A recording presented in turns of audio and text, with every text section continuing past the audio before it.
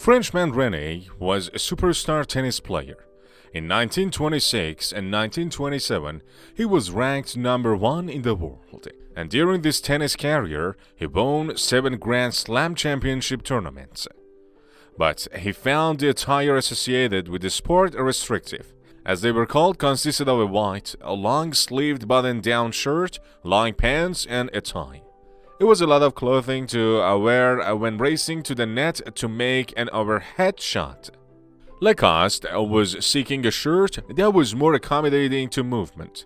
In a 1979 article from People magazine, he elaborated, "One day I noticed my friend the Marquis of Chamelly wearing his polo shirt in the court. Remembers René, a practical idea. I thought to myself, it was so practical, in fact, that René commissioned an English tailor to whip up a few shirts in both cotton and wool. Soon everyone was wearing them," he smiles.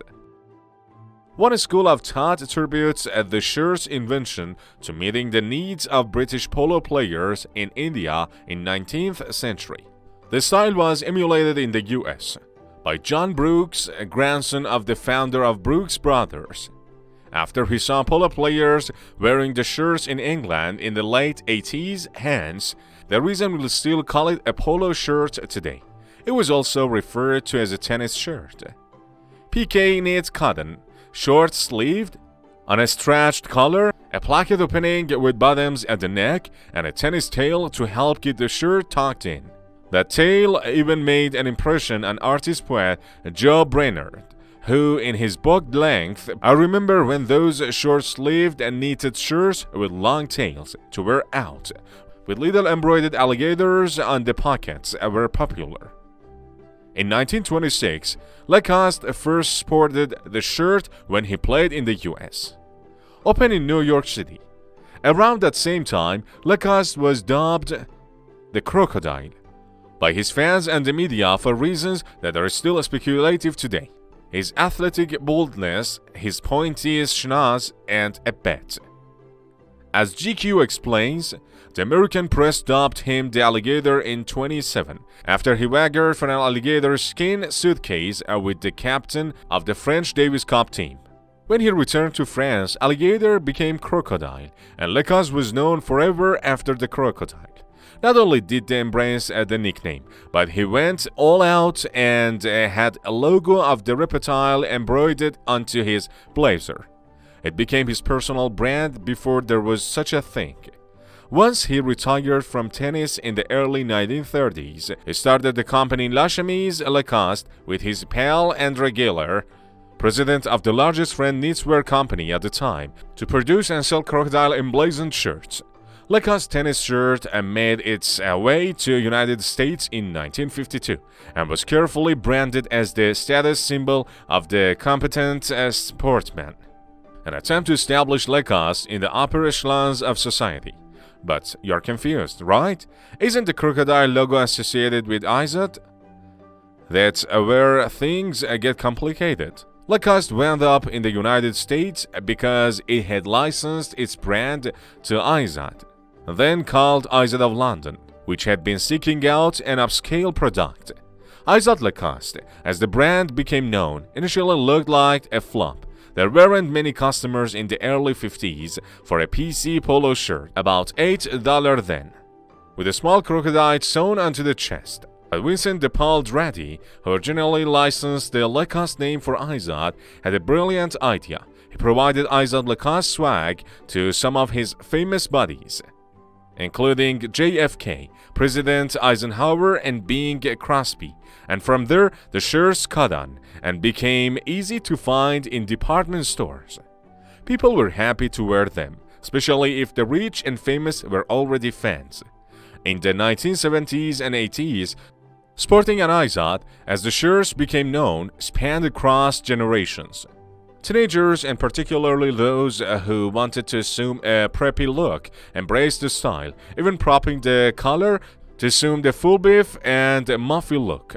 See the 1980 book, The Official Preppy Handbook by Lisa Brimbach, for more on how the unsaid shirt was a key ingredient to achieving that look, or listen to 3-6 Mafia's Poppin' My Color from 2006 for a more contemporary interpretation. By the early 1990s, the trend was fading. Lacoste and unsaid parted ways in 1993. Lacoste went further upscale, unsaid became more moderately priced and abandoned the Crocodile. Over the years, the shirt and its iconic logo spawned many imitators and admirers.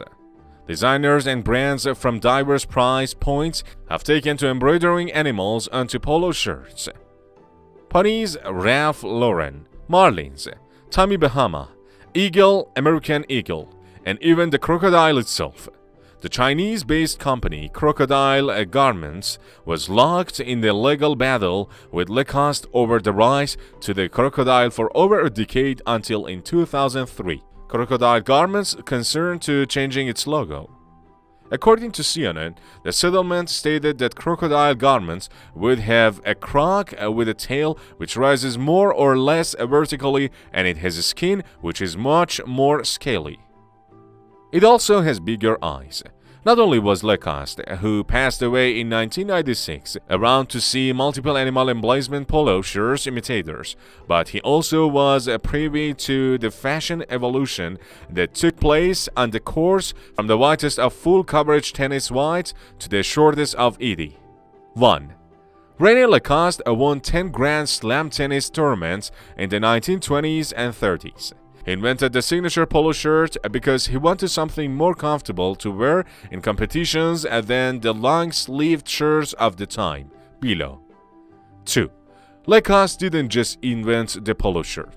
In fact, he also created the tennis ball machine because he wanted to work on his overhead, as well as the first steel tennis racket, and filed 20 new patents between the 1960s and 80s after retiring from the sport in 1932. Inventor should be on my business cards. Lacoste once said, "I've been inventing all my life." 3. The famous crocodile symbol has a backstory all its own. An American journalist gave Lacoste the nickname, the alligator, after overhearing him make a bet with his coach over an alligator skin suitcase that he would win the Davis Cup in Boston. The alligator was translated to the crocodile in French, and the tennis star asked his friend Robert George to design a corresponding logo for him.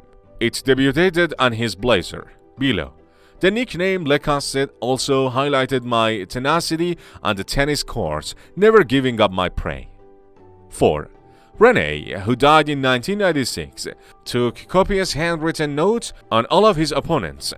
He would send me pages of notes. His granddaughter, Braille Lacoste Hamilton, told me the Miami Open, which the brand sponsored. He was a very analytical man. He thought long and hard about everyone. 5. Simon Delachaux and daughter Catherine Lacoste were champion golfers. Delachaux won the British Ladies Amateur Golf Championship in 1927, and Catherine won the US Women's Open in 1967 as a 22-year-old amateur. 6. Catherine and René both served as president of Golf de Chantaco, a golf club founded in 1928 in Saint-Jean-de-Laz, France. It's now one of the most prestigious courses in the country. 7. Until 1950, the famous Lacoste L1212 polo, so named because it took 12 prototypes until the company settled on the final version, was only available in white. Now it comes in 40 different colors. 8. The French Open Stadium, Roland Garros, was built for René Lacoste and his teammates Jacques Brognion, Henri Cachet, and Jean Brotra, who were collectively known as the Four Musketeers. The foursome dominated tennis in the 1920s and into early 1930s as individual. Is and members of France's Davis Cup teams, according to the International Tennis Hall of Fame.